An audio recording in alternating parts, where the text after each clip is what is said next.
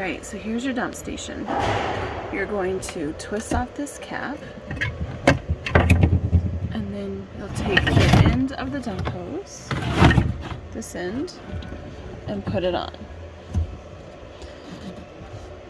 Then you will connect this little sleeve onto the end of the dump hose, and you'll put that section down into your hole, the sewer hole. So once that's in, you can pull this black knife, we call it a knife, pull that straight out, and that'll dump your toilet.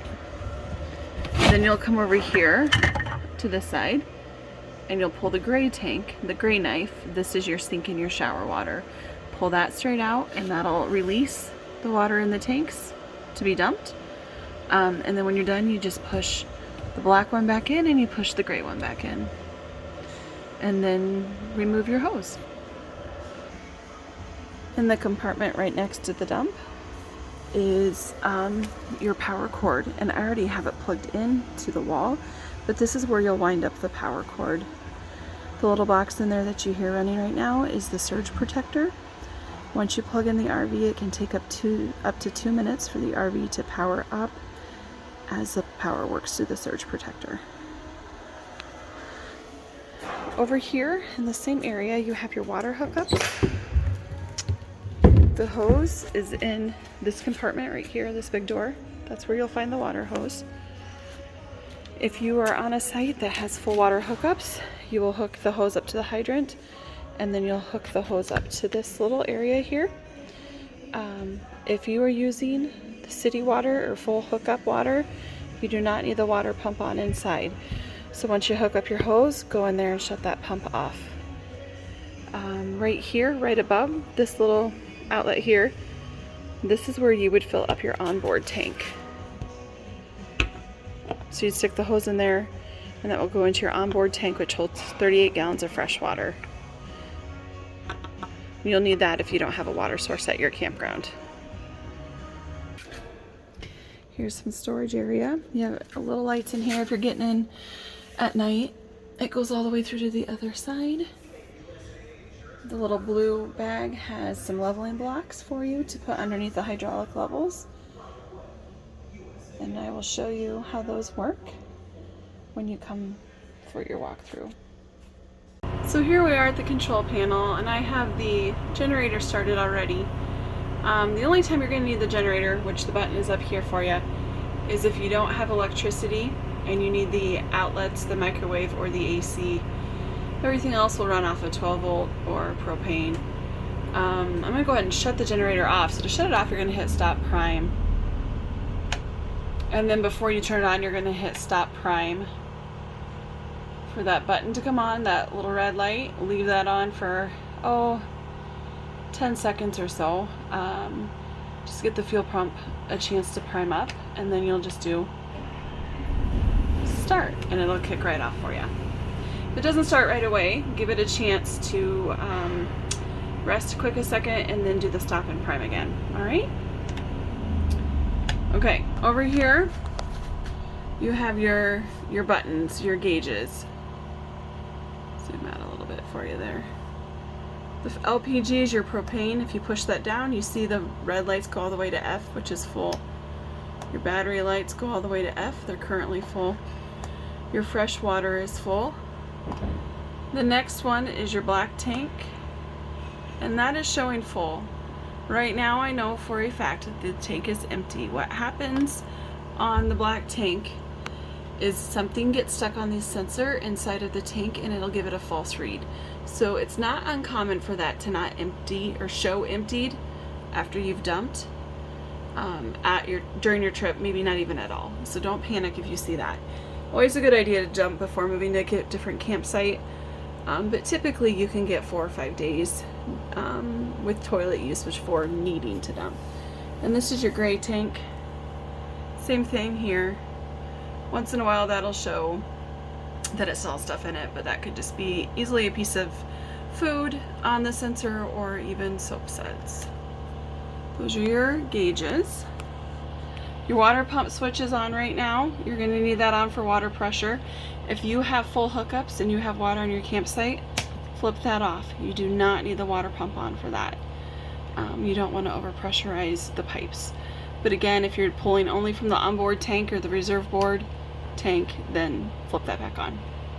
Your water heater button is here. You'll just flip that switch on. It'll light itself. It can take up to 15 minutes to heat up your hot water.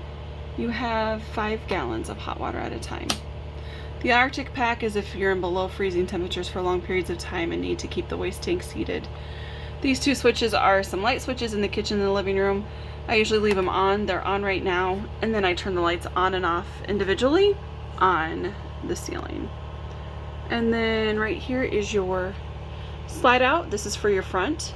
To put the slide out in, you're going to hold down in, and I'm going to swing over here so you can see what's going on. The slide out is moving in. You want to make sure you have nothing behind the driver's seat before putting that in. And make sure the driver's seat is far enough forward, please. Once you hear that clicking noise, that's the clutch saying that it's all the way in. So here's your walking space while the slide out's in. Also, I have a little note or a little label that says no stow area behind here. Not a good idea to leave anything sitting on top of the counter loose. Set stuff inside of the sink if you need to. But as you can see, if something falls back down there, it's a black hole to forever gone. And if you get something stuck down there, you cannot put the slide out or you will have problems with jamming up the slide. Also, under the couch here, you would just lift up the seat. I'm not sure if I can do it one-handed real well, but you would lift up the seat here and kind of folds up like a futon, and that is where your broom and your Swiffer mop are stored. Down here, you've got owner's manuals in this drawer, and you have a privacy blind that goes on the outside of the windshield. That's the privacy blind.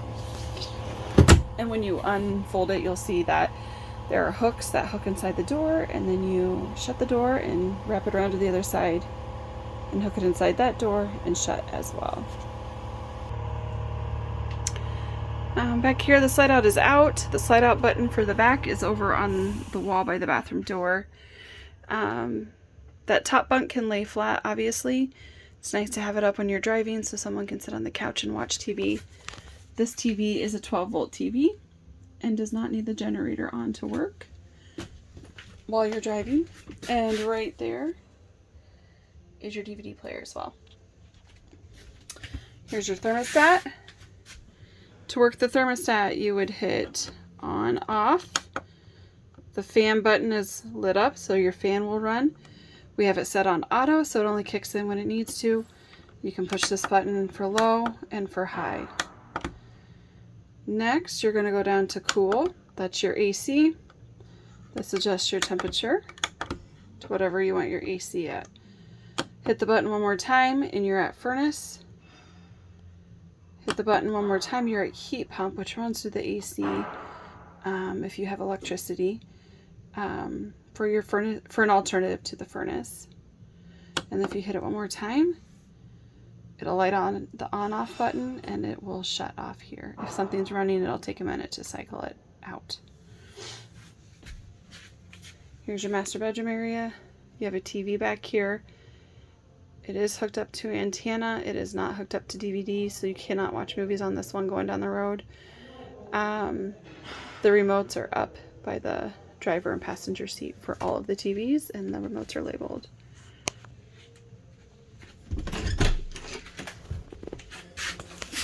Here's your bathroom. Very self-explanatory. This is just a short video on the Sunseeker. We'll go over in more detail when you pick up the RV. Can't wait to meet you.